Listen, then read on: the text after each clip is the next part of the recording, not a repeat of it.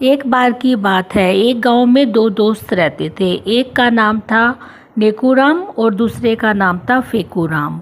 नेकूराम बहुत ही दयालु, ईमानदार और सत्यवादी था, किंतु इसके विपरीत फेकूराम बहुत ही झूठा और बेईमान व्यक्ति था। फिर भी दोनों में गहरी दोस्ती थी। एक दिन दोनों ने सोचा क्यों ना शहर में जाकर कुछ धन कमाया जाए। यह सोचकर दोनों शहर की तरफ निकल जाते हैं और वहां जाकर खूब मेहनत करते हैं। थोड़े ही दिन में वो लोग वहां पर बहुत सारा पैसा जमा कर लेते हैं और फिर वापस गांव आने के लिए योजना बनाते हैं। जब वो वापस गांव आ रहे थे तब उन्होंने देखा कि रास्ते में एक बहुत बड़ा पेड़ है जिसका तना एक साइड से पूरा ही खोखला है। फेकूराम को एक योजना सूझी। उसने नेकूराम से कहा क्यों ना हम अपना सारा धन इस पेड़ के इस खोखले तने में छिपा दें, किसी को कुछ पता नहीं चलेगा और यह पेड़ हमारे गांव के बिल्कुल समीप है। जब भी हमें धन की आवश्यकता होगी हम आकर इस पेड़ से निकाल लेंगे और इस तरह से हमारा धन सुरक्षित रहेगा। नेकूराम भी इसके लिए मान गया और दोनों ने अपना अपना धन उस पेड़ के खोखले तने में छिपा दिया और दोनों गांव वापस आ गए। जब दोनों गांव वापस आ गए तो फेकूराम के दिमाग में कुछ हलचल हुई और उसने सोचा क्यों ना मैं दोनों पोटलियां धन की चुपचाप लेकर आ जाऊं और नेकूराम को कुछ पता नहीं चलेगा। यह सोचकर वह आधी रात को उस पेड़ के पास पहुंचा और उसने दोनों धन की पोटलियों को निकाल लिया और लेकर वापस गांव आ गया। कुछ दिन बाद नेकूराम ने फेकूराम से कहा चलो आज हम अपना धन देखने चलते हैं। जब दोनों वहां पेड़ के पास पहुंचे तो देखा दोनों पोटलियां गायब थी। यह देखकर नेकूराम हैरान रह गया।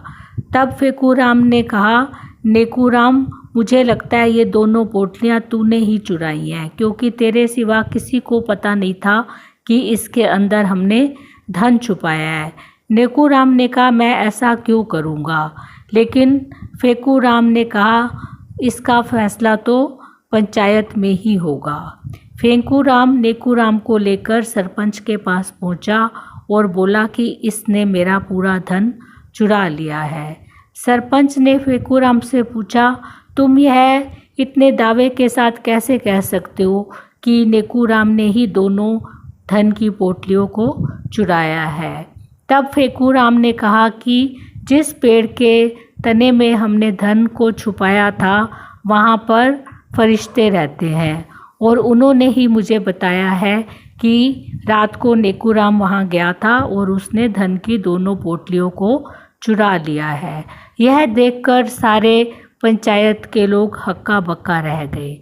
तब सरपंच ने कहा चलो देखते हैं कि उस पेड़ के नीचे कौन से फरिश्ते रहते हैं, हम भी ज़रा मिलें उनसे। यह सोचकर सरपंच और गांव के अन्य व्यक्ति उस पेड़ के पास पहुंचते हैं। तब फेकूराम ने पेड़ से कहा कि तुम बताओ कि रात को यहाँ कौन आया था और किसने धन को चुराया था। तभी उस पेड़ से बहुत तेज़ आवाज़ आई, यह धन नेकूराम ने चुराया है। वह रात को आया था और दोनों धन की पोटलियां लेकर चला गया। यह सुनकर सब हक्का बक्का रह गए कि एक पेड़ कैसे बोल सकता है। तभी नेकूराम ने सोचा कि मेरा दोस्त तो हमेशा से ही झूठा और बेईमान है, ये इसी की करामात है।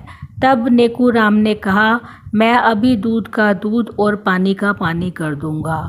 उसने सब लोगों के सामने आसपास से छोटी छोटी लकड़ियों को इकट्ठा किया और पेड़ को चारों तरफ से उस लकड़ियों के साथ घेर दिया और उन छोटी छोटी लकड़ियों में आग लगा दी।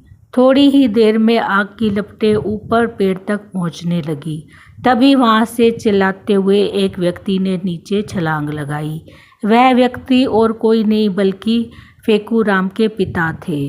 तब यह देखकर सब हैरान हो गए और जब उनसे पूछा गया तो उन्होंने कहा कि मुझे यह सब फेकू राम ने करने के लिए और बोलने के लिए कहा था।